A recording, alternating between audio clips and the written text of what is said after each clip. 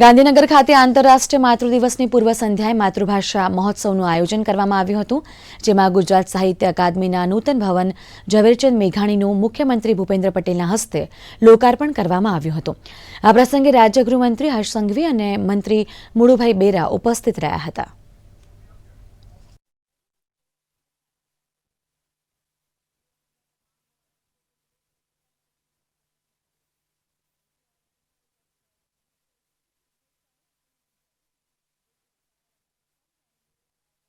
આપણે બધા સેવ culture foundation અને ગુજરાત સરકાર આ બંને જણા ભેગા થઈ અને હમણાં એક કાર્યક્રમ કર્યો હતો કે આપણું કલ્ચર જે છે એ કઈ બાજુ જઈ રહ્યું છે અને કલ્ચરને પાછું લાવવા માટેનો પ્રયત્ન છે।